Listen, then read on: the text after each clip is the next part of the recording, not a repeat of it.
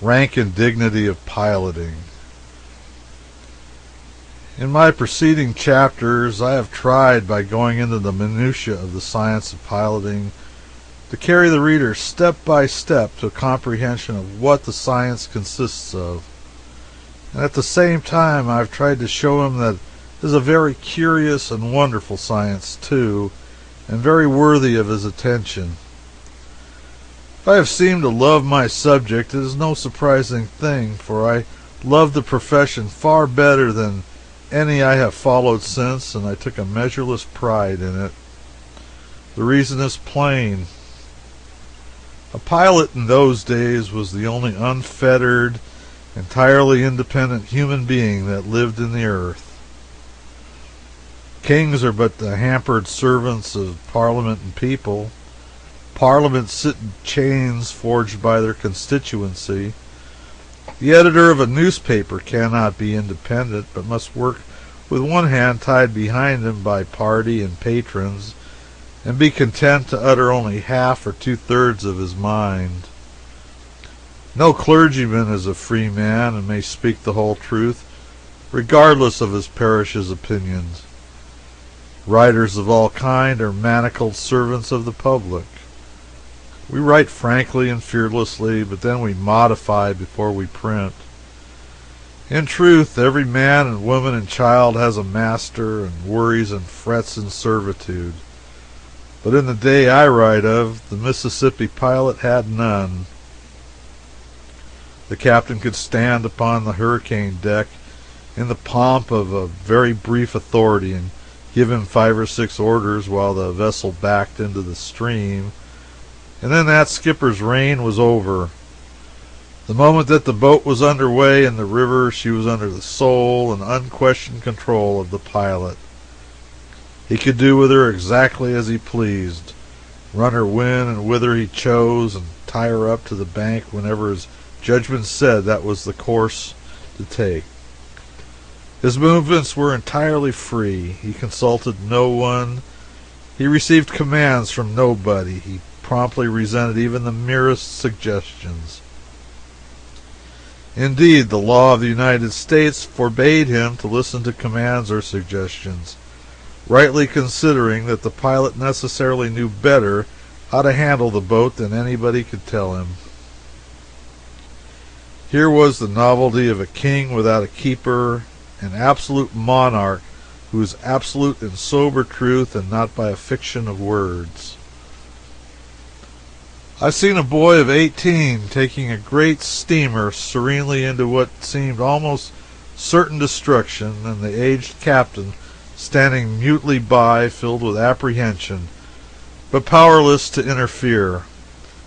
His interference in that particular instance might have been an excellent thing, but to permit it would have been to establish a most pernicious precedent. It will easily be guessed, considering the pilot's boundless authority, that he was a great personage in the old steamboating days.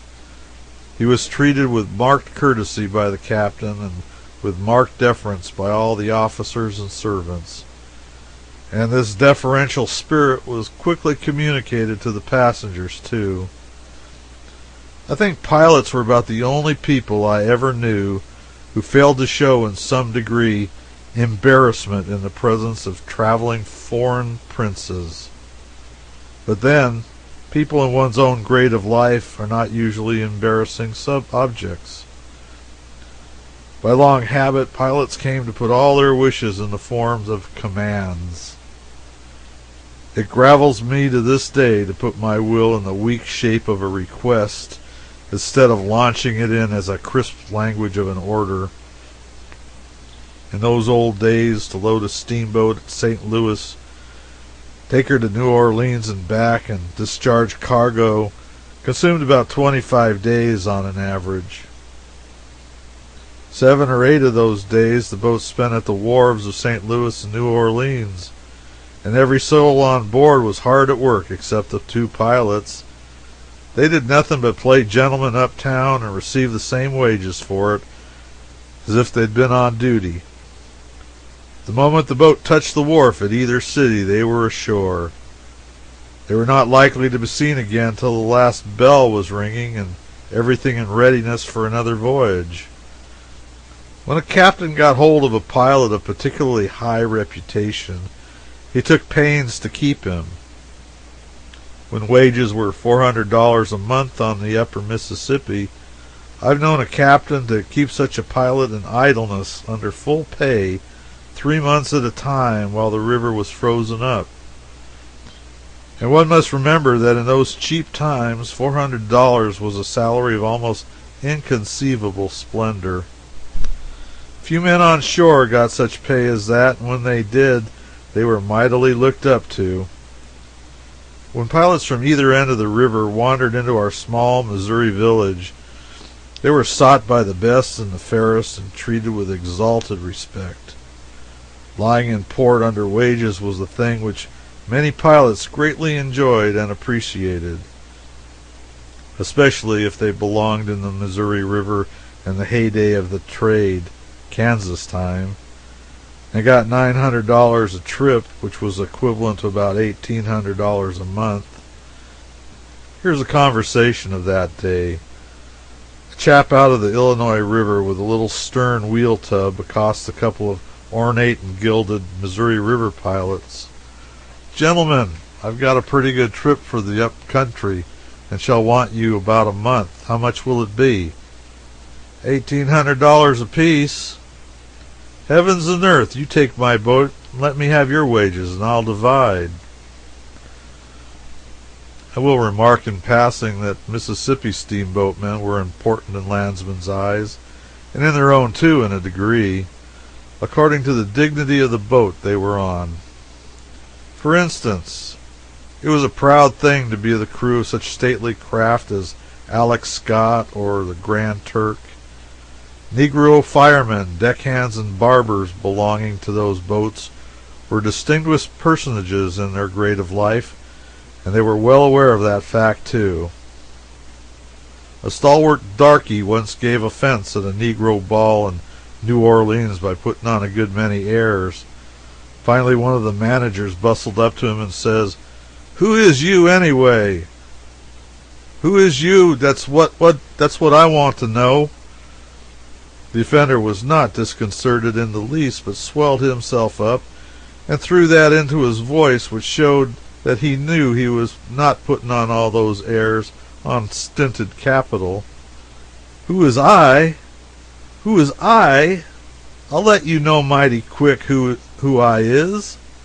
I want you niggers to understand that I fires the middle door onto Alex Scott." That was sufficient. The barber of the Grand Turk was a spruce young Negro who aired his importance with a balmy complacency, and was greatly courted by the circle in which he moved. The young colored population of New Orleans were much given to flirting at twilight on the banquets of the back streets. Somebody saw and heard something like the following one evening in one of those localities. A middle-aged Negro woman projecting her head through a broken pane and shouted, very willing that neighbors should hear and envy, "You, Mary Ann, come in the house this minute. Standing you fooling around with that low trash, and here's the barber off in the Grand Turk wants to converse with you."